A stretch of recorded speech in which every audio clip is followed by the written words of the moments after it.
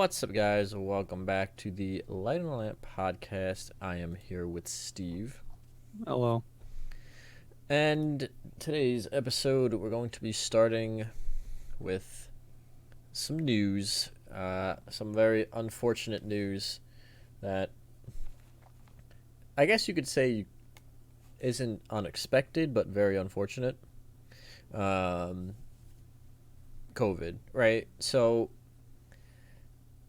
the COVID situation as the winter months have hit, for those of you that kind of maybe you're less aware, COVID is one of those diseases that like the severity of it dips during the warmer months because the virus is not as transmissible, and then or not. It's not that the virus isn't as transmissible, but it dies in the heat more easily.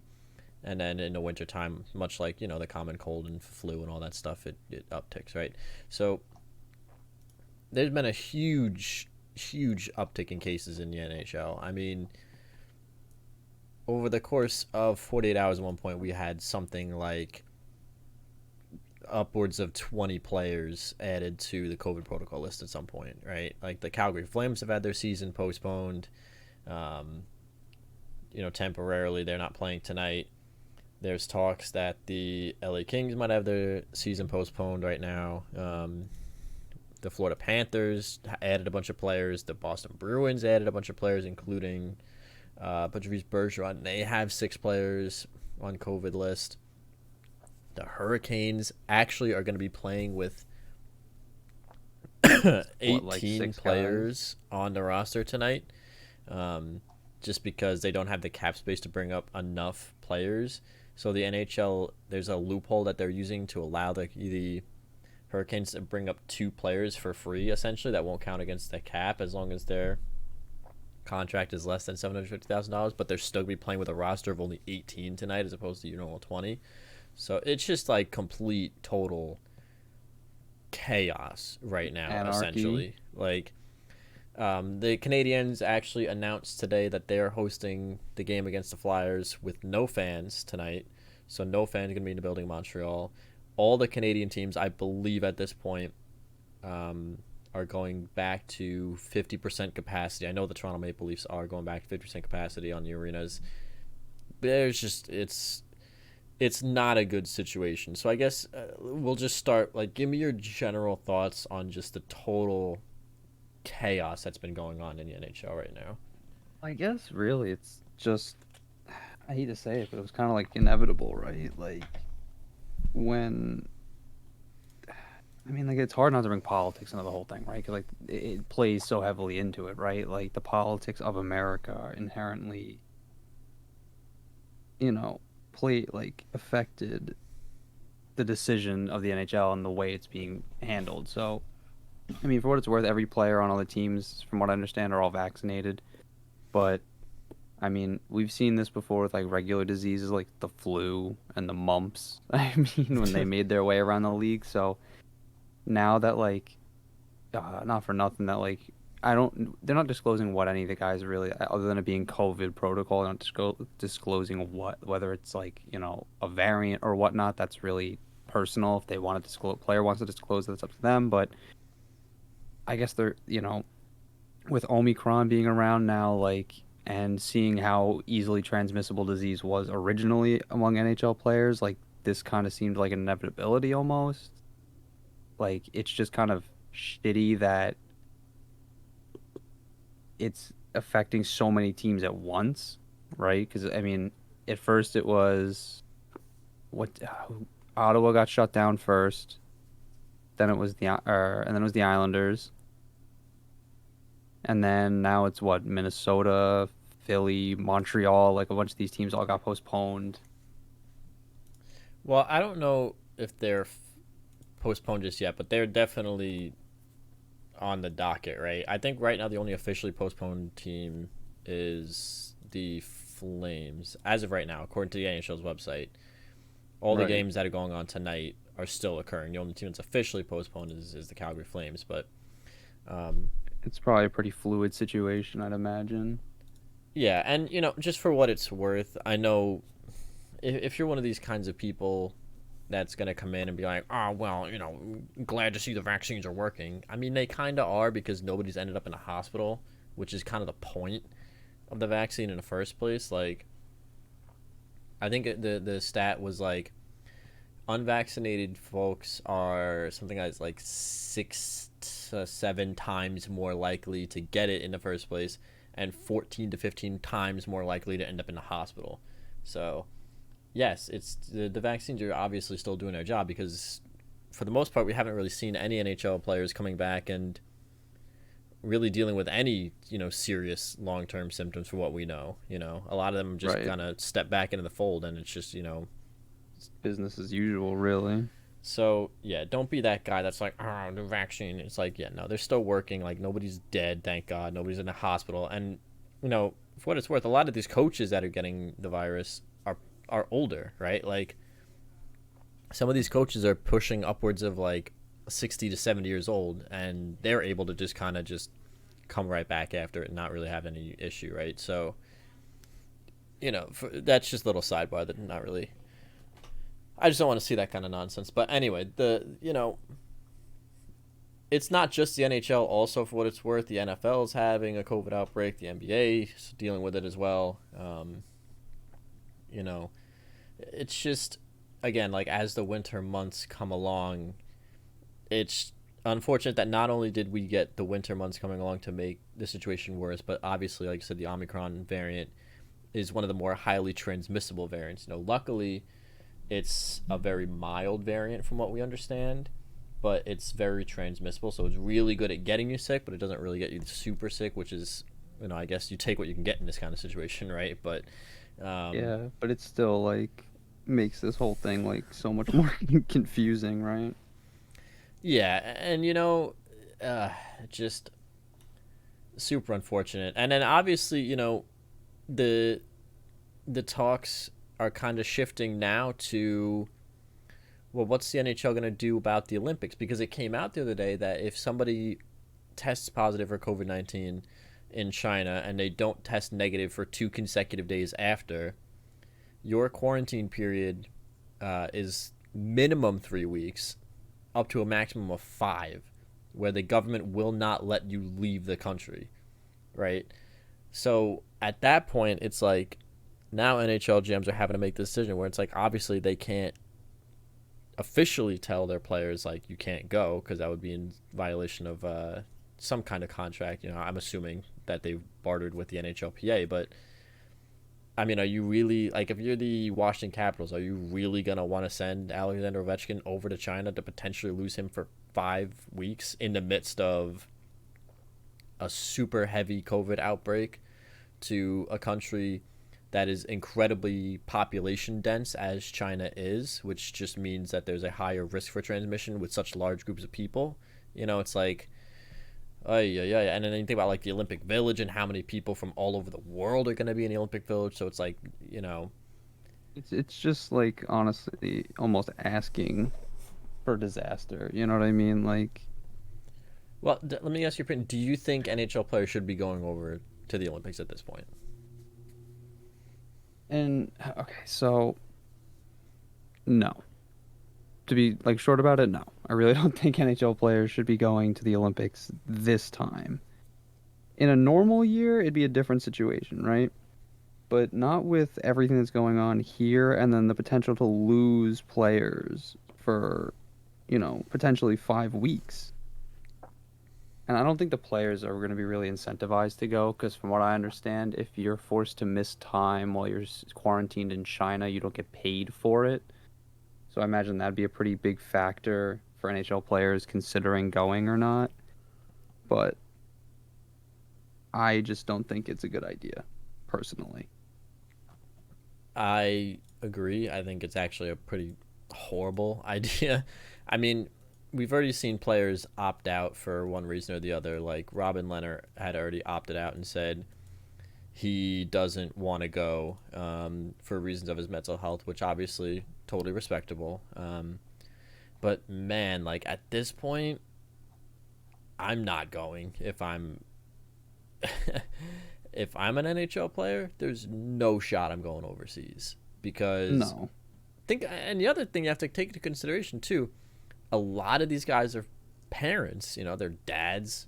Like they have wives and kids and families, and uh, do you want to be away from your family for up to 5 weeks?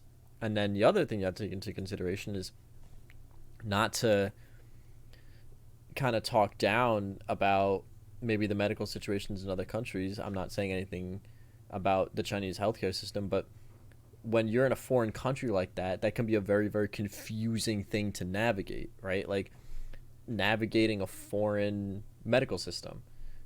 At the very least, if you get sick here in the United States, you have you're probably close to your primary care physician. You're probably within driving distance of, your local hospital, whatever. Chances are all your medical records are on file here, right? So it's like, if the worst case scenario happened, at least all your eggs are kind of your ducks are in a row.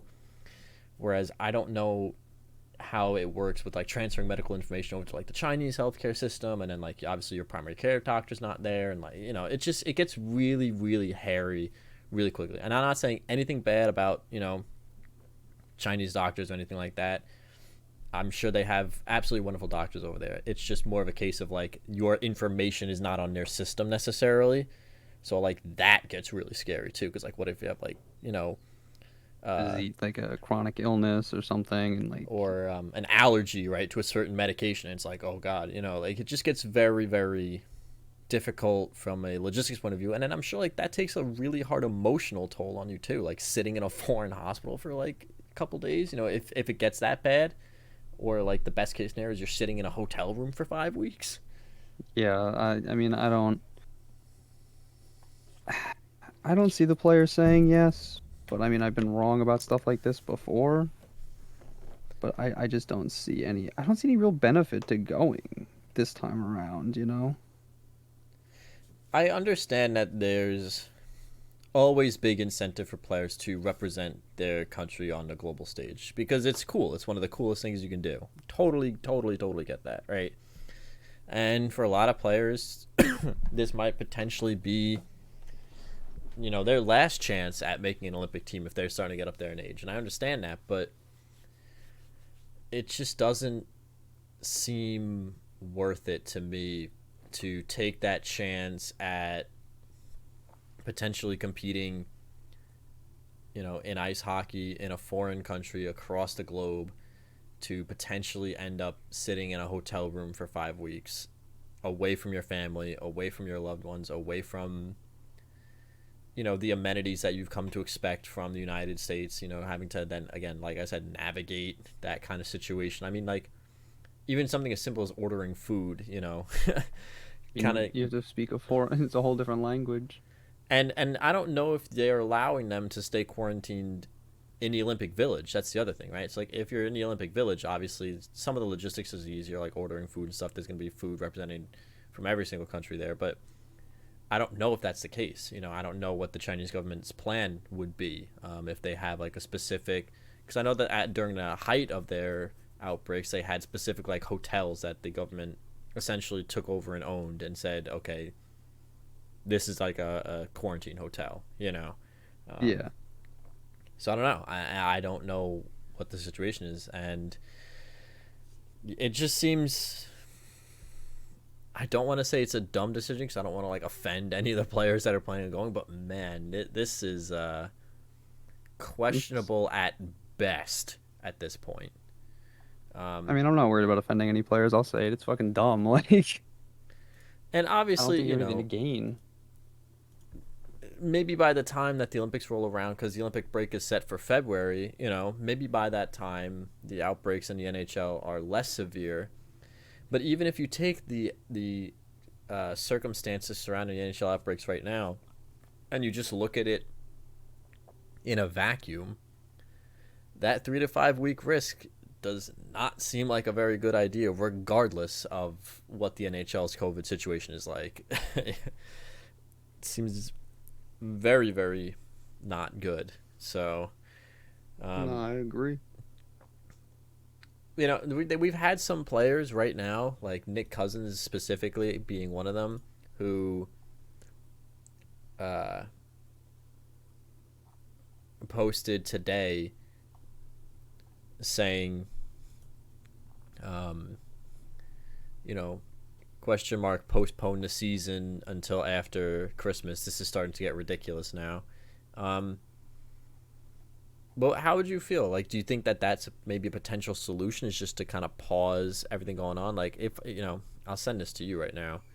I'll put it in the current episode dump that we have. But like, this is obviously not the number of players that are in protocol right now, but like just the general number of players that have been in protocol over the course of the season. We've had 165 players in protocol that have lost 1,045 days completely to COVID protocol, and that Calgary number I'm pretty sure is accurate at this very moment in time. I'm pretty sure they have like 18 players. Well, yeah, they're in COVID protocol. pretty much all on protocol. Yeah, I mean, it's see what I'd rather see them do is try and see if they can make it to Christmas, because then you get the 2-day break for Christmas and Boxing Day, and see what happens from there. But I was gonna say I would like to see them try to make it to the Olympic break, but and see if use that as a hard reset. But like that's not till February, so I don't know. I don't know if pausing the season and starting again is really gonna fix anything, because I feel like these issues are still gonna be something we have to account for no matter when we're playing, specifically because it's a winter sport. You know what I mean? I mean, I know we played hockey in August last year, but the whole point of this season was finally getting back to, an October to June, maybe early July Stanley Cup. Yeah. So, I mean, I know outside factors obviously always play into it and can change plans, but I don't know if this is a course correction the NHL necessarily needs right now. I think the way they're handling it so far has been pretty admirable. I mean, I know they fucked the Islanders over. We've talked about that at length, but following that little kerfuffle, I feel like they've managed to be pretty, I guess, decisive when they do put teams in postponement or start delaying games. I mean, it's easy for us to say they should do this and that when we're not the ones dealing with, the arena, the organization, the local municipality itself, the city of New York or the city of Toronto, and then at large the county of Ontario, whose rules might be different than Toronto's. So this whole COVID thing is just kind of a mess, and I feel like it's going to be a mess no matter how you try to fix it. So back to the original point, I don't know if a hard reset now, like a pause until after Christmas would really do anything other than get the teams that are already on protocol off protocol. And then we'd still be running the risk of starting this vicious cycle all over again after Christmas. Just this time, all 32 teams are active, I think that there is something to be said for a little bit of a pause, just because obviously when it comes to viral infections like this, they run on momentum. So one player gets sick, who then spreads it to 3 players, then spreads it to 6 players, et cetera, et cetera, et cetera, right? So the theory of pausing a season for a week, right, letting COVID just kind of trickle its way out of the league, because then you won't have guys who are potentially infected and then not know it, because apparently, from what we learned today, if a player's been previously infected, they don't have to test for 90 days, which I'm assuming has since been changed, because the NHL has announced enhanced protocols for all 32 teams. But, I mean, that in and of itself seems like a huge oversight to me. I still feel like, I know everybody wants to pretend that the pandemic is over and that this shouldn't be a pressing issue anymore, but at the very least, if you're going to attempt to run a season that's, has hundreds of players, thousands of people involved, staff, arena staff, organizational, league staff, blah, blah, blah, it seems like a huge oversight to not require testing almost at all if you've been previously infected. And I know the league's argument would probably be, oh, well, if you've been infected, the odds of you getting it again are really low. But that doesn't change the fact that you could carry it around after that. and not and unknowingly start giving it to people. You know what I mean? Yeah. So it Yeah. seems like a huge oversight that the league wouldn't still make you test regularly. I feel like, I mean, I thought they struck a pretty happy medium last season, which were it wasn't testing every day. I'm pretty sure it was like, actually no, it was testing every day, and then it was like rapid tests and then PCR tests every day and things like that. But at any rate, it just seems like there has to be a happy medium because I know like getting tested every day has got to be terrible, right? Getting like a nasal swab every day you show up to the rink can't be great either. But I mean, not testing at all also seems like a Not stupid good. idea. Yeah, like they're both not good options, right? Like good, the one's not good in terms of quality of life, I guess, and the other one might not be good in terms of quantity of life. Uh, but I mean, yeah. I mean, that's the thing, right? Like, even those who are vaccinated and those who have had the disease before, regardless of vaccination status, can still carry the disease around. You might not be actively infected in the sense that you get sick, right? And that happens with all kinds of viral diseases, right? You can carry around the common cold and you have no symptoms, but you're just spreading it to other people. You know what I'm yeah, saying? Like it's just the way that viruses work. So yeah, I mean maybe not testing every day, but maybe testing every game I mean day. regularly, yeah. Like, cause then you're only testing like maybe 2 or 3 times a week, I or mean, or 3 4 times a week. even if you don't want to do game day, you could test, travel days because usually you show up in a city the day before, right? So the odds are, and I'm pretty sure that the restrictions on players are still pretty tight in terms of what they can and can't do during the season because of COVID. Like, I'm sure they can go out and stuff, but I think there's like more rules on it than there used to be. Like, they can't just go and do whatever they want, you know? Yeah, So, I mean, I feel like that could be a happy middle ground, or like you said, game day. But I feel like at any point, I just feel like at any point you enter a new city or deal with any sort of travel, like you go through an airport, because even though those guys are flying private and taking like going through private terminals, they're still going through public airports. You know what I mean? Like the yeah, Rangers are still going to JFK. The Devils are still flying out of Newark. Like it's you still have to go to these really highly public places where there's a lot of people. So, I mean, even if you're not necessarily dealing with all those people, you're dealing with staff who might be dealing with those people. So I yeah, feel like that might be yeah. like the happy medium, you know? Maybe what they could do is like you do two of the PCR tests a week, and then like you do one on Monday, right? And you do another one on like Thursday, since they're the more accurate tests, and then you do the rapid test every time you have a game or something like that. Yeah. That way it's not like every time you go to the rink for practice or any time you have a players meeting, et cetera, et cetera. But that way at least you would theoretically know before the game, okay, this is where we're sitting, as opposed to, well, 90% of the Calgary Flames roster had COVID. So what? They're just not going to test those 90% of those players for the next 3 months? Like, that That seems also seems incredibly stupid. dangerous. Like, you know, um, I think for what it's worth, the NHL has done a fairly good job to this point. I mean, obviously, like I said, there are things that are just quite frankly out of their control.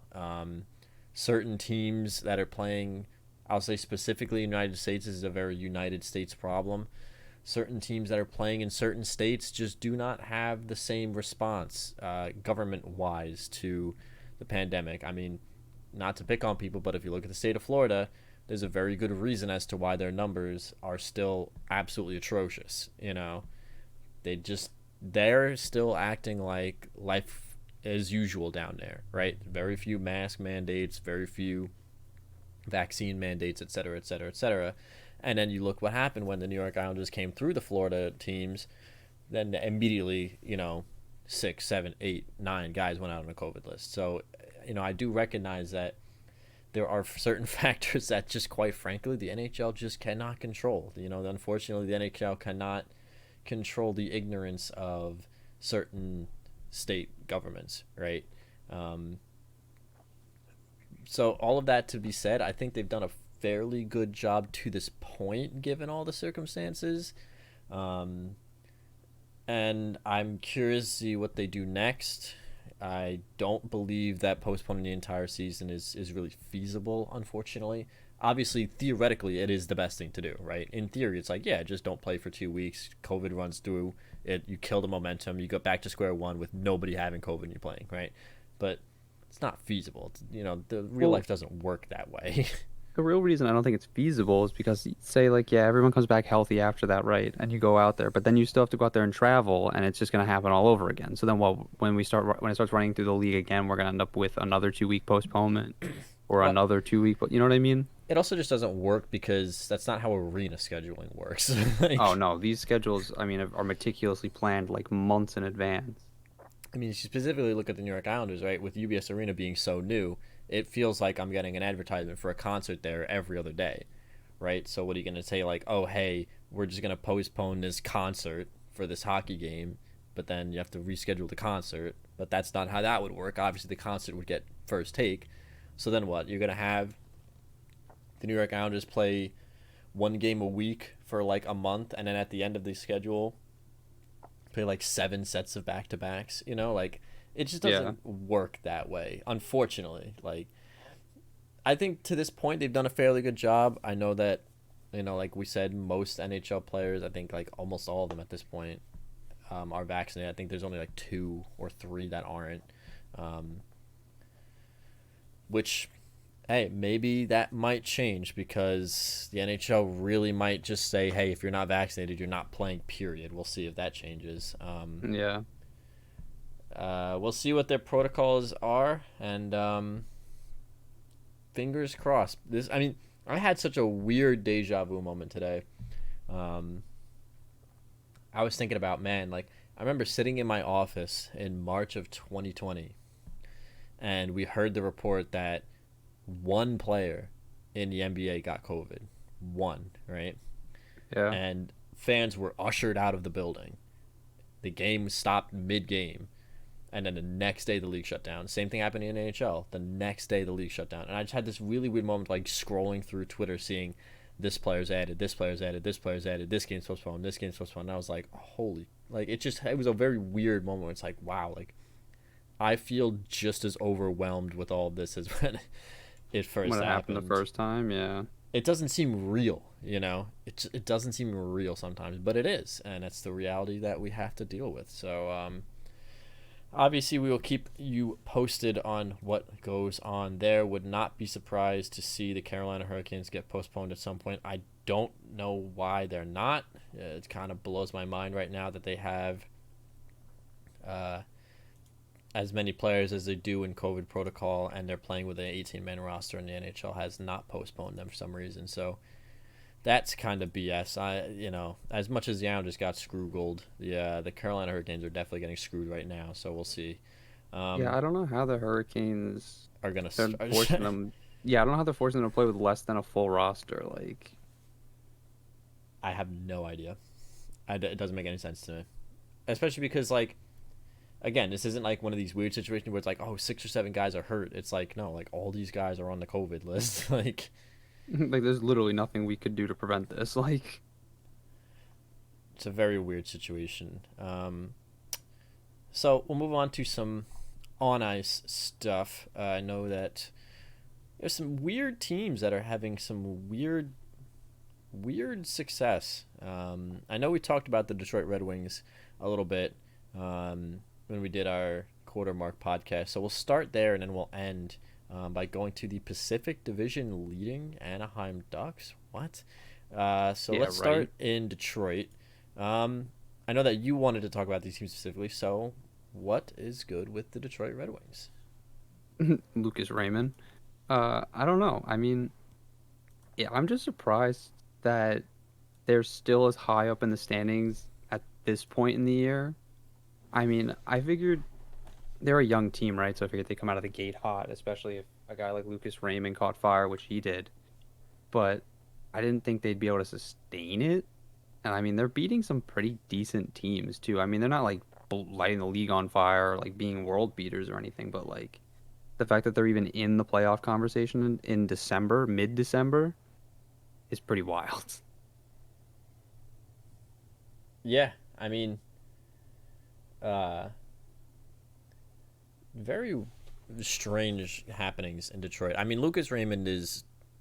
I mean, I don't even want to say he is as advertised because he's better than advertised. I mean, he has 10 goals, 15 assists, 29 points in or 25 points in 29 games. Um, Dylan Larkin, obviously, 11 goals, 12 assists, 23 points, 25 games, and then Mo Sider, 3 goals, 17 assists. Two of those goals are overtime winners, by the way. Uh, two of those goals are overtime winners. 20 points in 29 games. Tyler Bertuzzi, 9 goals, 9 assists, 18 points in 21 games. Nedeljkovic having a pretty good season, 9-18, 271 goals against average. So I don't know why Carolina traded him, but I mean, it worked out for Detroit. I mean, we could legitimately have two of the three Calder Cup finalists being from the Detroit Red Wings. I mean, is that crazy to say between Mo Sider and Lucas Raymond? I don't think it's that crazy. I mean, I feel like it's probably going to come down to those two and Trevor Zegras, so I don't think it'd be all that crazy to have both of them nominated. I mean, Lucas Raymond's and I mean, I don't know who's been more impressive, right? Because Lucas Raymond's scoring all these points. He's an offensive player, but I feel like it's easier for a young guy to step into the league and be an offensive player. You know what I mean? Like, it takes a little while to get used to like the speed and like the physicality of the NHL. But like, if you're a guy like Lucas Raymond who was scoring goals the way he was in Sweden, I feel like those skills are just going to transfer very easily to you at the professional level. Like, if you can score goals, you're going to score goals. So I guess in a way, Mo Sider has been more impressive, right? I mean, 20 points in, would you say 20 points in 25 games or whatever he's played? 20 and 29, yeah. Yeah, like, that's for a defenseman, that's insane. And a defenseman who's only, he's what, 20 now or 21? He's Because he, 20. yeah. So, like, I mean, he played some time with them last year, I think. Not enough to qualify as a rookie, but I know he played with the Uh, AHL team last year. yeah, he's on. This is his first NHL action. He only has Okay. stats from this So year. Yeah. Okay, so I know he played in the AHL last year, and a lot of people. You know what's funny? I remember people picked when Steve Eiserman picked Mo Sider, and everybody said, "Wow, this is a reach. He's really off the board here." Because Mo Sider was ranked like in the 10 to 15 range, and I'm pretty sure they nabbed him at like 6. So they were like, "Oh, they really reached for this one." Blah blah blah. And I mean, who's laughing now, right? Stevie Y, because he's got a stud on the blue line in his rookie year, comes in as almost a point per game. And I mean, he's not a defensive stalwart, but for a rookie, you really can't complain about his in zone ability at any end of the rink, you know? I guess that was kind of going to be my next question. What is making this transition from their previous leagues, both being overseas, to the NHL so easy for these guys? Because for what it's worth, yes, okay, say what you want. Lucas Raymond's a left winger. Being an offensive left winger is one of the easier positions in the sport. I'm not going to say it's easy, but one of the easier Right. positions in the sport. But I mean, a 20-year-old defenseman who played most of his junior career overseas on In international ice Sweden. to come over to the NHL and Well, I mean, he played in the AHL last year and had a good year too, but uh and I just want to clarify. I wasn't saying like Luke, it's easy for Lucas Raymond. I was just like using it to, I guess, compare the two because it's easier to be a winger than it is a defenseman in the NHL. yeah, But I mean, I don't. I I really think what's benefiting a lot of these younger players, a lot of them are staying in their, not that like staying in your home country or like go back to where you came from kind of bullshit, but like the fact that they're staying home and developing a lot of the skills necessary to transition to a pro game at home is, I imagine, makes the transition to the NHL a little more comfortable. You know what I mean? Because Lucas Raymond played in the SHL. Mo Sider had played a couple of seasons in the DEL. I'm pretty sure is what's called the Deutsche Elite League. So while those leagues aren't as good as the NHL, right, talent-wise, they are a good barometer for what the professional game entails. Even though the travel isn't as intense and the seasons aren't as long, it does help you adjust to the grind of having to be a professional, like go to the rink every day, work out, skate, keep your body in shape, keep yourself ready for game days. Like, So I think like that, those sorts of things, doing it at home instead of having to come to America or Canada, learn the language, get used to, a new locker room, a new coach, new teammates, all that kind of stuff, and having to learn to play like a quote unquote professional level, I think has been a big benefit to a lot of these players. I mean, even Austin Matthews went overseas to play professionally instead of going to play junior hockey. I mean, and Austin Matthews probably did it more for like a I'm a too good to play junior kind of thing, which he was right. But I still think it benefited him because he transitions to the NHL and scores 4 goals in his first game. Like that pro experience is invaluable to a lot of these younger players. It's really kind of weird. Mo Sider took kind of a interesting path. He played for the Grand Rapids Griffins in 2019-2020. He played 49 games with them. And then he goes back. He went back to overseas. He plays for Rögle BK of the SHL, the Swedish Hockey League. Okay. And then he came here, right? So it's kind of interesting that like he came over, played 49 games, and then he went back, played 41 games, and then he came back over here. And I think a lot of it is, like you said, Lucas Raymond was playing in Frölunda, right? Like, One of the best teams in the Swedish Hockey League consistently. like that's no joke, right? So both of these guys went over and played in the SHL, and they're playing against men. Okay, these are not junior hockey leagues. This is the Swedish Hockey League, the Swedish Elite League. They're playing against men, grown men. Yeah, they're playing as the best players in their country, and honestly, some of the better players from our country, or our countries, Canada and the United States, because there is some NHL level talent playing in the SHL. So it's not like they're playing pushovers. Yeah, and we've seen a lot of talent come out of the SHL and come over to the NHL. So I think, to your point, maybe there is something to be said for instead of playing in the AHL where there's definitely benefits to both, right? Playing in the AHL, you're living in North America, you're closer to your NHL team so they can sit down and have conversations and review film and kind of get you accustomed to, okay, this is what we expect from a Detroit Red Wing. This is the kind of system. Generally speaking, most NHL, AHL teams play almost the exact same system to make that transition easier. So I say this is what you can expect to play in this kind of system as a Detroit Red Wing, et cetera, et cetera, et cetera, right? And it's not like you're not playing against grown men in the AHL because there are, guys whose either their career is towards the end or maybe they're career AHLers and stuff like that. So you are playing against some older opponents in the AHL, but the Swedish Hockey League is a better hockey league than the AHL. I just put it out there like that, It's a professional hockey league that I would almost wager, I don't have these stats in front of me, I would wager that the average age in the SHL is way older than in the AHL, right? So maybe there is something to be said for instead of playing against guys your age, you're playing against and actually maybe even more importantly with grown men who are going to teach you the ropes and show you, okay, this is how it's going to get done, this is what we expect, and this is how you can be a professional. I'm some 33-year-old career SHLer, so let me help you out with this, right? Maybe that's just the ticket. I mean, and that's not to disparage AHL. The AHL is a fantastic hockey league, right? It's one of the better hockey leagues across North America. But maybe the golden ticket for some of these players is playing at home. And I think that kind of comes down to the kind of player you are, right? I think a more mature player can handle something like that as opposed to maybe a more immature player you might need to keep closer to home so you can kind of keep tabs on them, Right. So I have a question for you.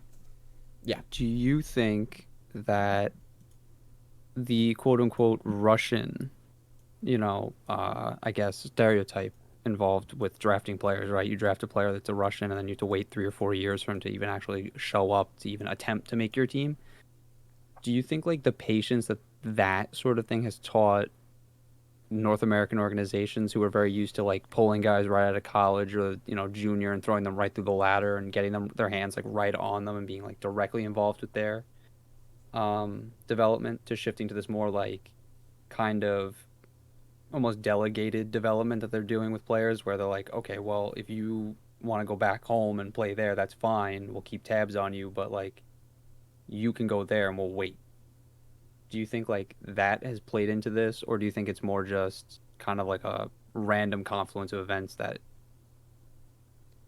I think it's twofold, right? Obviously, one is NHL GMs are getting smarter and kind of realizing that rushing players into the NHL is going to kill them, right?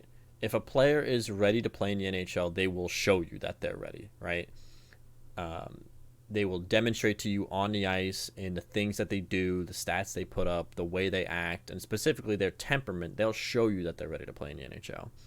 So I think some GMs are starting to realize, okay, we can't just throw this kid in and expect him to immediately acclimate to our system and immediately start putting up points because quite honestly that's how you kill a lot of careers, players that would otherwise have been elite hockey players.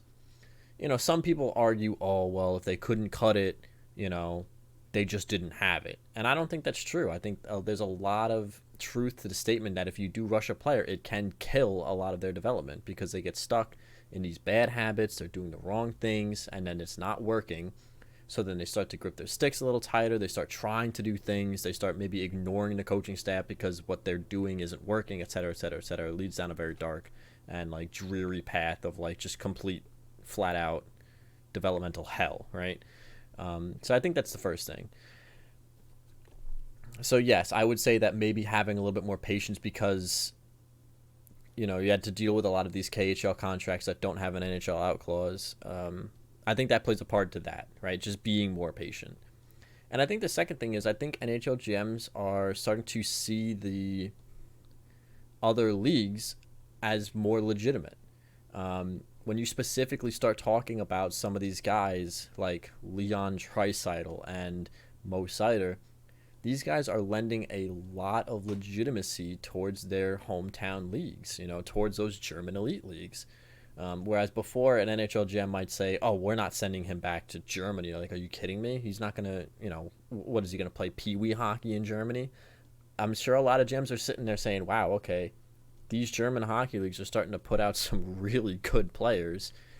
Maybe we should start taking them a little bit more seriously and seeing them as a viable option for development." Um, and that's not to say that NHL GMs have always thought of like the Swedish league specifically as like some bumblefuck league in the middle of nowhere, obviously, but I'm sure the older cavalcade of GMs are starting to look at it and say, okay, back when I was playing, we only drafted kids out of North America because, well, that's really the only time we ever scouted, and those other leagues were a joke. But now my eyes starting to be open, and like, oh, okay, these kids that are coming out of like Frolunda and like Rogel BK are really starting to turn into some really good players. And yeah, maybe developing them overseas is not as bad as we thought. Because if you think the league is a joke, obviously you're not going to send your best prospect to a joke league because that's also going to stunt their development. yeah, I mean, stomping on players below I mean, essentially punching below weight, right? Like, there's no reason. Yeah, but like if you look at it and like, oh, no, these leagues are actually very competitive leagues. Obviously, I'm not going to sit here and say they're as good as the NHL, but these are very competent, competitive, good hockey leagues. Maybe we should start being a little bit more patient and seeing them as development options instead of something that we have to quote unquote rescue our players from. It's not like, oh God, Mo Seider's playing in the SHL, get him over here. He's playing in a garbage league. It's like, oh, he's playing in the SHL, it's one of the best leagues in the world. I think specifically the German example, I think is interesting because I think them getting to that Olympic gold medal game also really helped to raise their profile because it was like, oh wait, the Germans are actually beating. I mean, granted, those Olympic games didn't have the NHL players, but I mean, I think that's a fair testament to saying that like these guys were good enough to beat the European pros, and the only reason they even got that far was our pros didn't go. You know what I mean? So it kind of goes to show that like, yeah, you can develop talent over there because clearly these leagues are all pretty close in terms of talent. Like if Germany can beat Sweden and go to the fucking gold medal game, like that's impressive. Because 20 years ago, Germany wouldn't even be in the Olympics. I don't even think they would have qualified. No, and I mean, I really do think that I mean, when you look at some of the names we've gotten out of the German leagues, I mean, Leon Draisaitl, Mo Seider, and Tim Stützle. I mean, these are three of the better players in the NHL. Leon Draisaitl, a lot of people argue, is the second best player in the league. Mo Seider is having a Calder caliber type season, and Tim Stützle is only getting better the more he plays. So I think that these players are really kind of serving as an ambassador and saying, hey, look, like German hockey is nothing that you can really just kind of dismiss anymore. And I think that's really important because, I mean, when you think about those first wave of Russian players that came over from when the Iron Curtain fell apart, right? Mm-hmm. If all of those guys flamed out and weren't worth crap and didn't do anything, we wouldn't really be sitting here thinking of Russia as a legitimate pipeline for players into the NHL. We'd say, oh yeah, they're good international teams. Obviously, the Soviet elite team is one of the best teams in the world, but yeah, they're not really good in the NHL, right? So like serving as an ambassador for your kind of your developmental league, I think is very important. And these guys are, I mean, look, you can't really do much better than Draisaitl, Seider, and Stützle being like your big three, Yeah, like the faces of your development track. It's kind of like how Austin Matthews is seen as like the face of players that come from non-traditional hockey markets, having grown up a lot in Arizona, right? Like Mm-hmm. these kind of faces and names are important when it comes to this kind of thing. So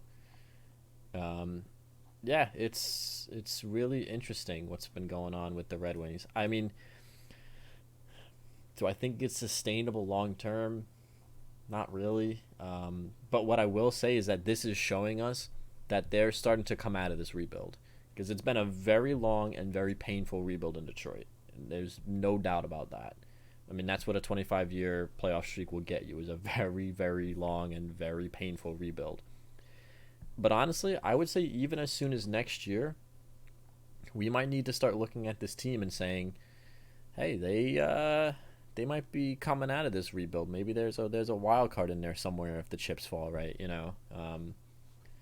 I would say to me, it would not surprise me to see the Detroit Red Wings be bona fide playoff contenders within the next 2 to 3 years. I think we're starting to hit that point with this rebuild. Yeah, I wouldn't be surprised either. Um, so we'll move on from the Red Wings and we'll talk about the Pacific Division leading Anaheim Ducks, 17-9-5, 39 points. They're 3 points ahead of the next closest team, which is Calgary. Calgary has 3 games in hand, but they're ahead of teams by the names of the Vegas Golden Knights, teams by the name of the Edmonton Oilers. Very interesting what's been going on in Anaheim. Because they're not quite at the same point as the Detroit Red Wings. Because this team never really fully collapsed. This team still has players on it. Like you still have guys like Adam Henrique. You still have guys like Jakob Silfverberg, guys that aren't old, right? But guys that, if you were really fully committing, you would have moved on from guys like Adam Henrique, who is 31, Jakob Silfverberg, who was 31. I don't think you were ever going to trade Ryan Getzlaf, but Cam Fowler is also a name that you probably wouldn't see on this roster had they fully just said, okay, Detroit Red Wings style, blow it up, and we'll see what happens. Or at least they wouldn't have been on the roster at the end of this season. But I mean, here we are, this weird mishmash of guys like Ryan Getzlaf and Hampus Lindholm and Josh Manson, Kevin Shattenkirk, mixed in with these kids like Jamie Drysdale and Troy Terry, Trevor Zegras. Just a very odd kind of conglomerate team. But I guess, what have you been seeing from Anaheim that's kind of. I, I guess my question: how is this team first in the Pacific Division? What is going on? Well, I mean, a big thing is they're taking advantage of the weaker teams that a lot of these other teams in the division haven't. I mean, whenever Anaheim's gone up against one of the other California teams, I'm pretty sure they've been coming out on the winning side of it most of the time, which is important. But I mean, they've been getting good goaltending, which we knew they were going to get out of John Gibson. Their defense is pretty, I mean, it's always been good. Like, the reason they started to fall off wasn't because their goaltending and defense was bad. Like, they couldn't score all that well anymore. But, I mean, Troy Terry's having, not even arguably, he's having like a huge breakout season. I mean, point per game. Trevor Zegras is proving why he went so high in the draft when he did. I mean, Jamie Drysdale may not be as explosive as Trevor Zegras and Troy Terry this year, but I mean, Drysdale's been very good. He doesn't look out of place. He's not hurting them. So I just think Anaheim, I mean, it's lightning in a bottle, right? Like, all these things just went right. Like Troy Terry having his breakout year coinciding with Trevor Zegras just stepping into the NHL and being an absolute monster. Like, so it's kind of the perfect storm, but I mean,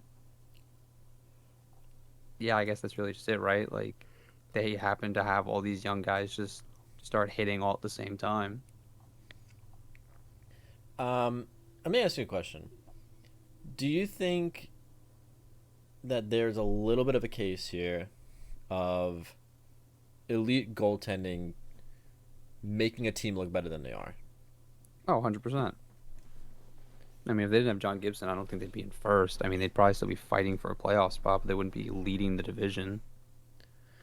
It's always an interesting phenomenon when you look at a team like this, right? Because the question is always, well, are they good or is their goalie just playing out of his mind? It's kind of like when Henrik Lundqvist stepped onto those early Ranger teams, right? It's like, yeah, Yeah. the roster wasn't bad, but like, here comes this kid out of Sweden out of nowhere winning 30 games a year, and he's really covering up a lot of like the deficiencies on this roster until they obviously eventually plug those holes around Henrik Lundqvist. But I don't know. I mean, John Gibson, for what it's worth, despite playing, I would really say a majority of his career on not so great Anaheim Duck teams, because by the time he was really a full timer when he stepped into the league as a backup in 2014-15, they were still good, but you could kind of see that the door was starting to close on this team.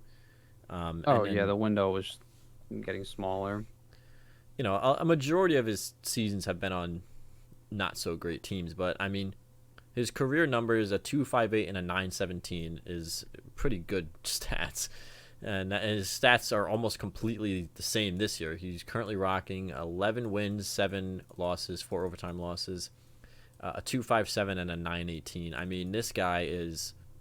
I'll say right now, if the Anaheim Ducks stay as good as they are and his stats stay in the same ballpark, if they stay below like a 2.65, I think that this is like a Vezina caliber season that this guy's having. I mean, he reminds me a lot of like when Hellebuck won it 2 years ago, just being on a not so great Winnipeg Jet team, right? And I'm really happy for him because like the dude's a monster. I love watching this guy play, right? I mean, we've been a big advocate for him for a while now. I mean, we even went so far as to saying, should Anaheim trade him to a contender so he can actually compete, you know? But here he is making Anaheim compete. Yeah, because he's a top 10 goalie. I mean, come on, like let's be honest here. You I'd argue stick he's like the top five. Yeah, like the guy's nasty. Like, you stick most other goalies in the league on this team, and they don't have even close to the same kind of stats that he does. So, but yeah, Drysdale, Terry, and Zegras have been very effective. I mean, Troy Terry's got 18 friggin' goals already in 30 games, which is unbelievable. And Zegras is out here with 23 points in 29 games. Drysdale's got 13 points in 31 games. Drysdale, he still needs to round out that defensive game, but they kind of knew that picking him. It was between him and the American kid who was billed as the more. Wasn't it Jake Sanderson or whatever, or was it it That wasn't Owen Power, was it? no, it was Let me look up his draft class because it was him. He was the Canadian offensive defenseman, and then it was the American who was more of a defensive defenseman. I wanted the Rangers to take, Jake Sanderson. I wanted the Rangers to take Sanderson, but yeah. So just like you said, it's kind of like everything came together all at once. It seems, and they're really reaping the benefits because of it. Now, ultimately, the question is going to be, what do you do from here on out? Because some pieces of this core, while not incredibly old, I mean, Getzlaf is 36, which is, he's getting towards the end of his career most likely, but, like Silverberg's 31, which is older, but you still got a couple of years left in his prime. Henrique is 31. Cam Fowler at this point is 30. You still have some really good years left in these guys' tanks. It's just going to be interesting to me to see how they start to replace those older pieces that start to age out after the fact. I mean, it's a dumb question because I think the answer is you can't. But like, how do you replace a Ryan Getzlaf? You know what I'm saying? Yeah. So I guess like if you're the sitting GM of the Anaheim Ducks, do you take this as a sign to say, okay, our young guys are here and they're ready to go? Let's start to maybe make some moves that plan ahead for that, or are you gonna sit pat and just be like, listen, let's let them play it out. I don't want to touch anything. Let's see if they can repeat this lightning in a bottle next season and kind of make me believe. Like, are you jumping on this momentum train right now and saying, all right, we don't need to rebuild. These guys are ready to go. Or are you going to say, let's take it into next year and see. Oh, first of all, let's see what happens towards the end of the season because we're only 20 games in, right? 20, 30 games in. And then let's see what happens next year. Like, where if you're the sitting GM, like, what are you doing with this team? I'm just gonna ride this out. I'm just gonna stand pat and just see what happens this year, and then if towards the end of the year they start to struggle and it starts to look more like maybe this was just we got hot and we were beating up on a weak division, then I think you say, okay, we go into the draft, we make these changes, and we just keep getting younger, and we're just gonna just ride this out. Because I mean, realistically, like it's not going to hurt the young guys to have to finish finish rebuilding. It's not going to set Trevor Zegras back any further than, I mean, if he's ready to go, he's ready to go. You know what I mean? All you're essentially doing is prolonging his prime. You're extending it. So I think that would be my option. Would be just stand pat, see how the team plays, and if at the end of the year they're still playing well and proving to you that like maybe this is the real thing, then I think in the offseason you go and you try to address some of the shortcomings that you had. You know what I mean? Maybe shore up your bottom six a little bit, maybe get a better backup goaltender, do what you need to do to make whatever moves you think are going to better your team without, selling the farm. Yeah, I think that would kind of be my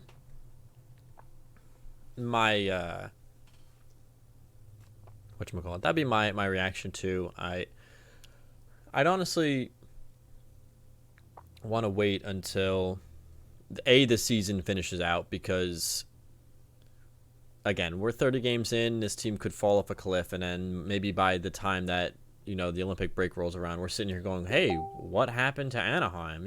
Like yeah, we're gonna do the typical Buffalo Sabres conversation, which is what happened. They were so good through December, and then yeah, like I would want to see this sustained through the end of the season, and then I'd want to see it sustained through the beginning of next season, because I think you're at a point where if you go in too hard right now, you could really end up hurting your rebuild in the long run. If you start going ham right now and start trying to load up on some 26 to 28-year-olds to kind of guide your younger players through the end of the rebuild and then be in their prime when you're starting to compete again,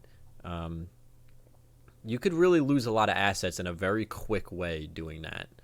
which would not be the move, I guess you would say. And the other thing you have to take into consideration too is, yeah, the division's not great. I mean, not to be that guy, but the LA Kings, since starting hot, have fallen off. They're 12-10-5. They're not doing bad, but they started off red hot. They've kind of fallen off at this point. The Sharks are kind of starting to even out a little bit. They're 15-13-1. They're getting back towards 500. The Canucks are still worse than we thought they should be. I mean, they have won, I think, 4 straight under Bruce Boudreau, so maybe we'll see what happens there. But, the Kraken, obviously, very much not the Vegas Golden Knights. They took a very different approach to their rebuild. Vegas Golden Knights kind of started off really oddly. They're 17-11. The Edmonton Oilers still have the same problems the Oilers always do, which is that if Leon Draisaitl and Connor McDavid aren't playing well, They're Oilers losing. are losing games. Like, I mean, did you see what was it the other night? Leon Draisaitl literally missed that wide open net. Like, yeah, oh, like I'll put it to you this way, right? When their top 2 lines aren't going, nobody's doing anything on his team because Draisaitl has 45 points, McDavid has 45 points, the Nuge has 24 and 27, Puljujarvi has 20 and 27, Hyman has 19-26, which is like, all right, cool, yeah, pretty respectable numbers. And then you get down to the next closest forward, and it's Zach Cassidy with 10 points, right? So still incredibly top heavy. So when your top 2 lines are getting shut down, they're not doing anything. Your goaltending, both your goalies have above a 3 goals against average. I mean, Mike Smith has a really good save percentage, but he's only played in 3 games. So see what that happens. But, a 902 and a 316 for Mikko Koskinen, not great. Stuart Skinner's been playing pretty well. I mean, he's not getting the wins. He's only got 2 wins in 8 tries, but he's got a 276 and a 918. So just typical Edmonton Oilers thinking it's 1985 all over again, just trying their damnedest to score their way to a Stanley Cup. I think it would actually benefit the Anaheim Ducks to take it slow, because then by the time the Anaheim Ducks are ready to compete, maybe a team like Vegas, who's not old, but they have some older pieces, maybe they start to fall off a little bit. The Sharks and LA Kings by that time will certainly be even worse than they already are, considering that they haven't committed to the rebuild either. Maybe you just start to pump the brakes, just let things ride out, and then by the time you're ready to compete in 3 to 5 years, realistically, San Jose and Los Angeles should be absolute crap. well, because by then they should have hopefully committed to the rebuild. Vancouver should be better, so you have to worry about the Canucks, but the Kraken have set themselves up to be a long-term project. The Flames, who knows what happens with the Flames? It seems like every other year they're really good this year, really bad this year, really good this year, etc. Vegas should maybe start to fall off. So I think if you try to compete now, you're going to be competing against teams that are still good enough that you're not going to be able to compete with them. You know what I'm saying? Mm-hmm. So some weird occurrences around the league. I mean, teams doing better than they should, teams doing worse than they should, teams getting slammed by COVID and being forced to play with 18 players. The Bruins tonight apparently are playing with 17 against the New York Islanders. It's just, my head hurts. It doesn't make any sense to me.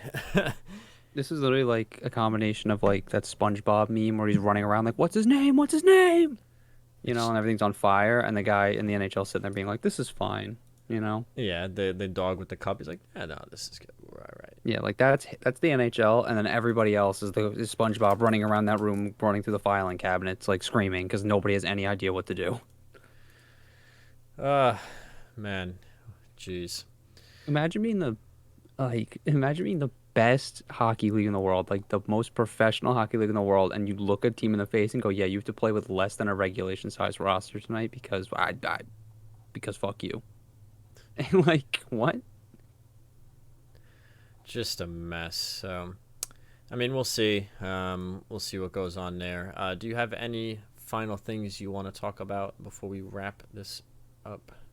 I don't think so. I don't think anything else happened in the league. Oh, No. um, last thing, we'll wrap up with this. Ben Bishop announced Oh, retired. his Yeah. retirement. Um, in a very unfortunate manner, just could not recover from his knee and groin problems that he's had his whole career, really. Just wasn't able to fight back through his injuries. So, I mean, his press conference was hard to watch, honestly, quite frankly.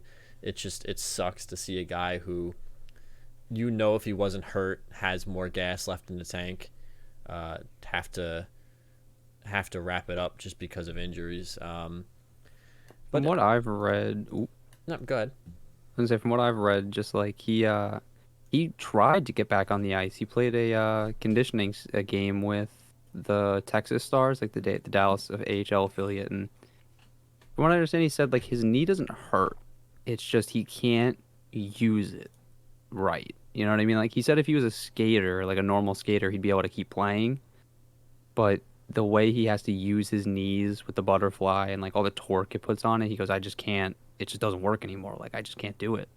And it's a shame because he went out there to try and he got ended up getting lit up, for his trouble. And it's just like such a shame that, what really is a great career is ending not so much on a sour note, but like on a sad note. Like not everyone goes out on top, right? Not everyone lifts the Stanley Cup over their head like Ray Bourque does and retires a champion. But I mean, this is the guy that at very least deserved to go out on his own terms. I mean, especially with the way he had to fight to get to the NHL. Nobody believed in him. He went from St. Louis to Ottawa till Tampa Bay finally gave him a shot, and he proved to them that it was worth it.